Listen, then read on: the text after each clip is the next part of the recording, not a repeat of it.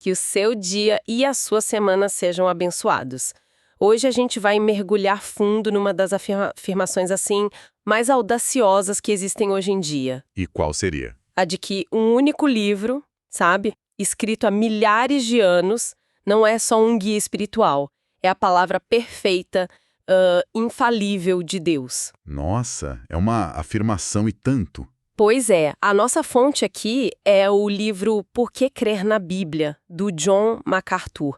E o que ele faz é, construir uma fortaleza de argumentos para defender essa ideia. Exato. E a gente vai olhar para os fundamentos, né? Para a base dessa fortaleza.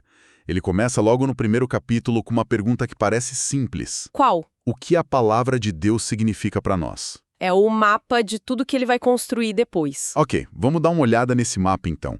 O autor começa dividindo o mundo, por assim dizer, em 3 grupos. Pela forma como as pessoas veem a Bíblia. Isso. O primeiro grupo é o da visão secular. Para essa galera, a Bíblia é apenas mais um livro. Sabe, uma obra literária, tem uns provérbios legais, uns mitos. Mas sem nenhuma autoridade divina real. É um livro histórico, cultural, mas não sagrado nesse sentido que o autor defende. Exato. Aí vem o segundo grupo, que ele chama de crente passivo. E esse é interessante. Muito. São pessoas que, vão à igreja, elas sabem que a Bíblia deveria ser importante, mas na prática, não. Elas dependem muito do que o pastor fala no domingo, né? Ou do que um professor explica. Perfeito. O autor usa uma metáfora que eu achei ótima. Ele diz que é como uma vitamina amarga. Que você engole por obrigação? É, porque sabe que faz bem, mas não tem prazer naquilo, não entende direito o que está fazendo. E qual é o terceiro grupo? O terceiro é o ideal que ele defende, né? O cristão dedicado. Para essas pessoas, a Bíblia não é um livro, é o livro. O único. E ele ilustra isso com uma história fantástica do Sir Walter Scott, o romancista. Sei qual é. É muito forte. No leito de morte, né? Imagina a cena, o cara cercado por uma biblioteca com milhares de livros. Aí ele vira pro assistente e fala: traga-me o livro. Só isso. O livro. E o assistente, claro, fica perdido. Totalmente. Qual livro? Ele pergunta. E a resposta do Scott é: só existe um livro, a Bíblia. O único livro para um homem que está morrendo. É uma imagem poderosa. E o ponto do autor é que muitos cristãos hoje vivem numa tensão, né? Entre o segundo e o terceiro grupo. Exato.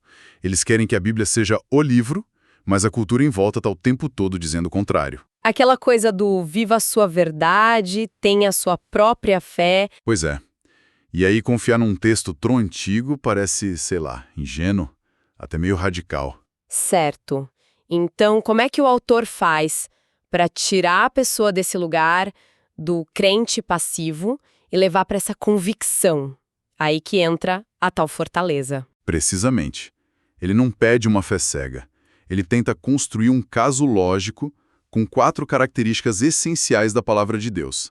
São os 4 pilares. Ótimo. Vamos lá eles. O primeiro pilar. A palavra de Deus é infalível. O que isso significa na prática? Infalível, para o MacArthur, quer dizer que a Bíblia como um todo, ela não pode errar, não pode enganar, é totalmente confiável. Mas, sempre tem um mas. Tem uma distinção aqui que é crucial, parece um detalhe, mas muda tudo. Que distinção é essa? É a diferença entre você dizer que a Bíblia é a regra infalível de fé e prática.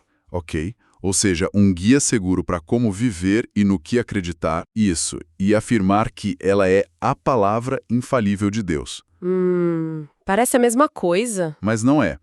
A primeira frase limita a infalibilidade à função do livro. Ela é perfeita para te guiar. Isso abre uma brecha, sabe? Que brecha? Alguém poderia dizer, olha, a mensagem espiritual é perfeita, mas talvez tenha um erro histórico aqui ou uma imprecisão científica ali. Entendi. A segunda afirmação é muito mais. Absoluta. Muito mais. Dizer que ela é a palavra infalível de Deus significa que a perfeição está na essência do texto.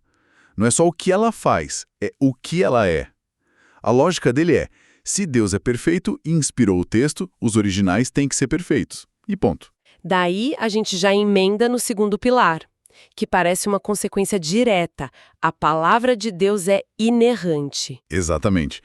Se infalível é sobre o todo, inerrante é sobre as partes. Os detalhes. Os detalhes. Significa que não tem erro de fato. Nenhum. Nem histórico, nem científico, nem teológico. Ele até cita Provérbios. Cada palavra de Deus é comprovadamente pura. Tá, mas é aqui que a coisa complica, né? Porque o que não falta é gente apontando supostas contradições ou coisas que a ciência moderna parece desmentir. Como ele lida com isso? Ele recorre a um documento muito importante nesse meio, a Declaração de Chicago sobre a Inerrância Bíblica. E o que essa declaração diz, basicamente? A defesa principal é que a gente precisa ler a Bíblia, entendendo o contexto e o gênero de cada texto. Tipo, poesia não é um relatório científico. Exato. Você não lê um poema com o mesmo critério que lê um livro de história. A declaração argumenta que coisas que nós hoje chamaríamos de erro, tipo usar um número aproximado, contar uma história fora da ordem cronológica... Ou citar alguém sem ser palavra por palavra. Isso. Essas coisas eram perfeitamente aceitáveis nas práticas literárias da época, então não violavam a expectativa de verdade dos leitores originais. Entendi a lógica, mas não sou um pouco conveniente, tipo, isso parece um erro, mas é que o estilo da época era outro. Essa é a crítica, né? Um cético diria que isso é uma forma de blindar o texto, de não deixar que nada possa prová-lo falso. Pois é. Mas na visão do autor, não é uma desculpa. É uma questão de ler o documento com honestidade intelectual, respeitando a cultura em que ele nasceu. Para ele, essa crença na inerrância é tão, mas tão central... Que ele conta a história daquele jovem... Sim, um jovem que estava com a vida espiritual em caos, cheio de dúvidas. E o diagnóstico do autor foi esse. A raiz do problema é que você não acredita na inerrância total da Bíblia. Sem esse chão firme, tudo balança. Fica claro que para ele não tem negociação, né? Esses dois primeiros pilares são a base de tudo. E a consequência é inevitável. E esse é o terceiro pilar. Que seria? Se a Bíblia é infalível e inerrante, então ela tem que ser autoritativa. A autoridade final. A autoridade final. É o padrão pelo qual tudo mais é julgado e não o contrário. Ele cita o Antigo Testamento, onde os profetas falam mais de 2000 vezes, assim diz o Senhor. E o próprio Jesus, né? Dizendo que nem um tio ou um jota da lei passaria. Mas essa ideia de autoridade máxima também já foi muito questionada ao longo da história, imagino. Sim, e o livro entra nisso. Ele cita uma análise de D. Martin Lloyd Jones, que aponta dois grandes desafios. O primeiro foi o liberalismo teológico, lá nos séculos XVIII e XIX. A era do iluminismo. Exato. Com a ascensão da ciência, a Bíblia passou a ser vista como uma obra humana, cheia de erros, mitos, perdeu a autoridade divina. E o segundo desafio? Foi uma reação a isso no século XX, a neo-ortodoxia.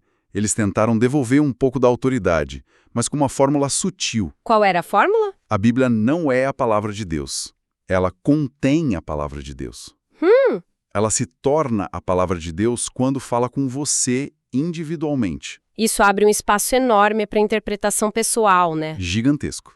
E aí está o problema na visão de MacArthur e Lloyd Jones.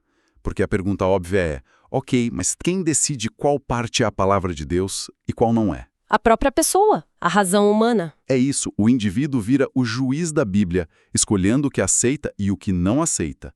A relação se inverte completamente. Ele usa o exemplo do Billy Graham para mostrar essa luta interna, né? Sobre aceitar ou não essa autoridade. Sim, é um momento decisivo na vida dele. Ele conta que, no início da carreira, teve uma crise de fé sobre isso. E num determinado momento, ele decidiu, por um ato de fé mesmo, aceitar a Bíblia como a palavra de Deus. Ponto final. E isso mudou tudo para ele. Segundo ele, mudou. A pregação dele ganhou um poder que não tinha. Ele diz que a Bíblia se tornou uma chama e um martelo na mão dele. E tem aquela metáfora do Charles Spurgeon que é sensacional. A do leão é perfeita para fechar o ponto. Não há necessidade de defender um leão. Tudo que você precisa fazer é abrir o portão e deixá-lo sair. A ideia de uma confiança total no poder do próprio texto. A verdade se defende sozinha. Essa metáfora do leão é muito forte. Mas era parte do princípio de que o leão vai de fato fazer alguma coisa. O que me leva a uma pergunta. essa palavra, ela funciona. Ótima pergunta. Porque de que adianta ter um livro perfeito com autoridade se ele não causa nenhum efeito prático no mundo? E essa pergunta nos leva direto ao quarto e último pilar do autor. A palavra de Deus é eficaz. Ela funciona. Ela funciona. Para ele, a prova final de tudo é que a Bíblia cumpre o que promete. Ele usa a passagem de Isaías 55, que compara a palavra de Deus à chuva. Que nunca volta vazia. Nunca. Sempre rega a terra e faz a semente brotar.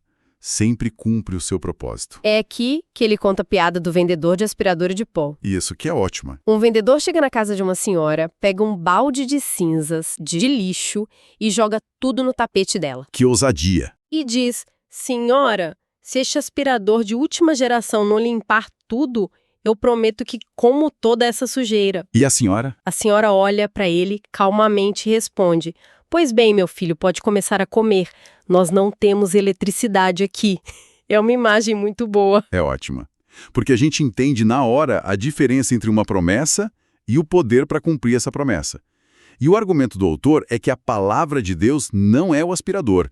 O poder dela não depende de nada externo. A eletricidade já vem nela. O poder é intrínseco na visão dele. Ela sempre faz o que se propõe. É claro que um cético vai questionar o que é eficácia, né?